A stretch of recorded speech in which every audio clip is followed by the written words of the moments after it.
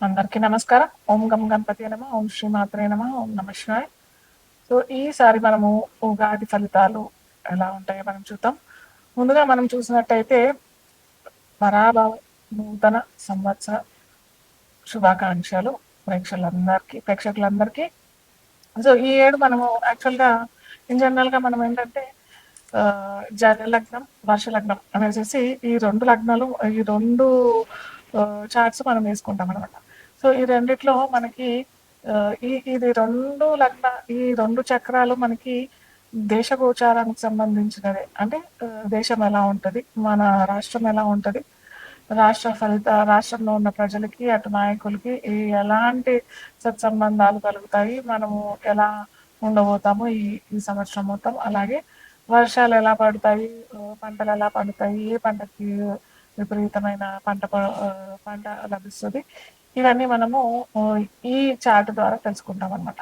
So ఇక్కడ మనం చూసినట్టయితే ఇది మనకి ఈ యాక్చువల్లీ యుగాది అని అంటాం, కానీ పోను అది ఉగాది అయిపోయింది యాక్చువల్గా పలకడం.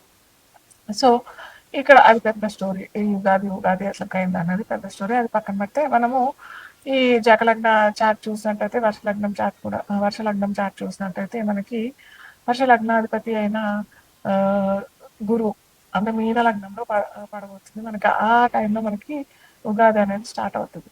సో ఈ లగ్నాధిపతి అయిన గురువు కూడా మిథునంలో అంటే చతుర్థంలో ఉన్నాడు కాబట్టి ఈ సంవత్సరం మనందరికీ సస్యశ్యామలంగా సిరి సంపదలతో ప్రజలందరూ హాయిగా తులతూగుతారు అని చెప్పొచ్చు.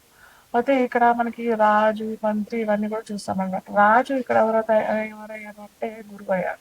అలాగే మంత్రి ఎవరు అని అంటే కూడా కుజుడు. ఇక్కడ రాజుకి గురువుకి అంటే గురువుకి కుజుడికి సత్సంబంధాలు స్నేహితులుగా ఉంటారు కాబట్టి ఖచ్చితంగా వీరిరువురి కలయిక చాలా మంచి లాభాలతో కూడుతూ అలాగే ఏమంటారు ఆ, వేరే కంట్రీస్తో కూడా సత్సంబంధాలు ఏర్పాటు చేసుకొని ఆ, ఉన్నతమైన ఏమంటారు కంపెనీస్ ఇవన్నీ రావటము మన రాష్ట్రంలో అయినా మన దేశంలో అయినా రావటానికి మంత్రి సలహా ద్వారా గురువు వాటిని అమలుపరచడం జరుగుతూ ఉంటుంది అనమాట.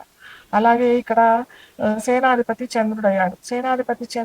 చంద్రుడు ఏంటంటే ఒక తల్లి స్వభావం కలిగిన ఒక తల్లి స్వభావం కలిగిన సైన్యాధ్యక్షుడు అయితే ఎలా ఉంటుంది, కొద్దిగా మృదు స్వభావంతో కలిగి ఉంటుంది కాబట్టి ఈ కొన్ని అరాచకాలు, ఉపద్రవాలు లోపల ప్రజలకి ప్లస్ ఈ చోరులకి ఇలాంటివన్నీ ఎక్కువ అవుతుంది కాబట్టి ఇది కంట్రోల్ చేయలేని స్థితిలో చంద్రుడు ఉంటాడు కాబట్టి కొద్దిగా అలాంటి సంఘటనలు జరిగే అవకాశాలు ఈ దేశ గోచారంలో మనం చూస్తూ ఉంటాం అనమాట.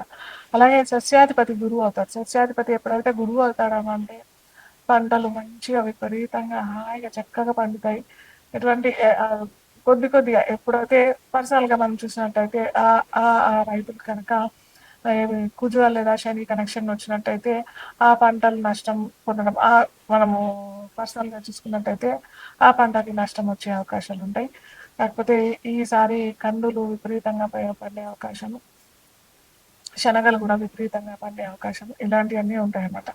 ధాన్యాధిపతి కూడా బుధుడయ్యాడు కాబట్టి ఇలా ఈ అదే ఏమంటారు ఈ ఏడు మొత్తం ధాన్యానికి కొదవ లేకుండా ఉంటుంది మన రాష్ట్రంలో మటుకు చూసినట్టయితే. అర్ఘ్యాధిపతి కూడా చంద్రుడయ్యాడు కాబట్టి మనకి ఎటువంటి ధనానికి కానీ ధాన్యానికి కానీ సిరి సంపదలకు అంటే ఎటువంటి లోటు లేకుండా ఉంటుంది. అలాగే గురువు రాజయ్యాడు కాబట్టి మనకి అందరికీ అటు ప్రజలకి అటు నాయకులకి సత్సంబంధాలు కలిగే అవకాశాలు, మంచి మంచి పథకాలతో ప్రభుత్వాలు రావటం ఇలాంటివన్నీ కూడా చక్కగా జరుగుతాయి. మేఘాధిపతి కూడా చంద్రుడు అయ్యాడు కాబట్టి మనకి మంచి వర్షాలు, మంచి ఏమంటారు పంటలు పండించే వర్షాలు అంటే ఏంటంటే పంటలు పండించే వర్షాలు అని చెప్పడానికి ఏంటంటే మనం పంట కావాల్సిన టైంకి వర్షాలు వస్తే మంచిది కదా.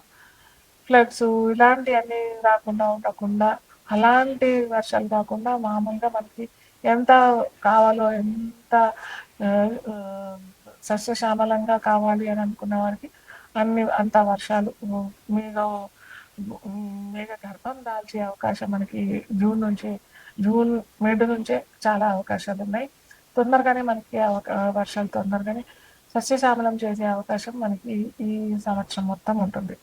అలాగే రసాధిపతి శని కాబట్టి కొద్దిగా ప్రజలు బాగా అన్నీ చక్కగా ఉన్నాయి గదా! ధనానికి లోటు లేదు. అటు వృత్తులకి ఏమీ లోటు లేదు. ఇవన్నీ ఉండేసరికి కొద్దిగా నీరసించే అవకాశం ఉంటుంది.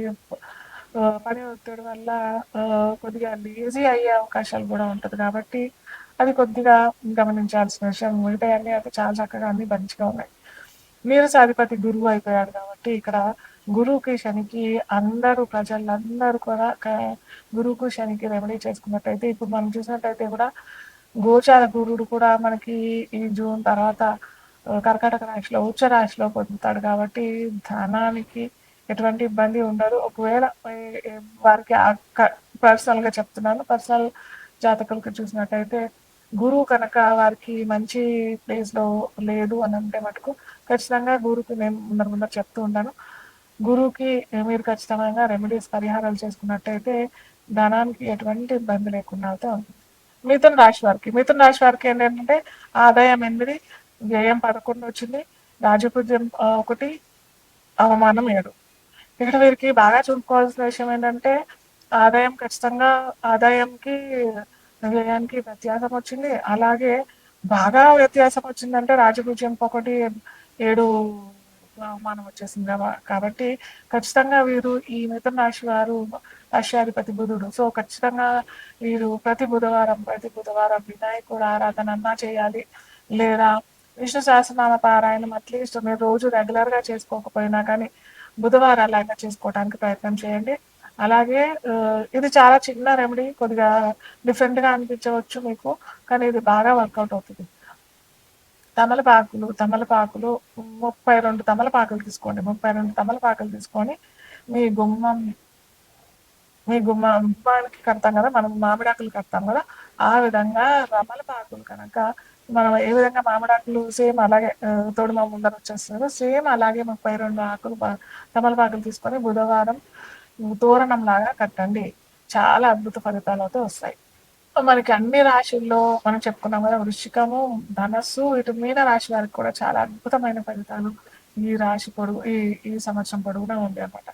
వారికి ఏంటంటే ఆదాయం 14 వచ్చింది, అవమానం 11, 7 రాజపూజ్యం వచ్చింది, 2 అవమానం వస్తుంది.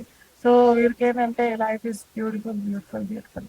కాకపోతే వీరు జాగ్రత్త పడాల్సింది ఏంటంటే బాగా మేము ఇంకా ఏమంటారు, డబ్బులకి మాకు గొడవ లేదు, మేము రెస్పాన్సిబుల్గా ఉండిపోతాము అన్నట్టు అయితే కాదు. కొద్దిగా జాగ్రత్తగా పెద్దల ఆశీర్వాదం తీసుకుంటూ అటు గురువుల ఆశీర్వాదం పొందుతూ ఉంది.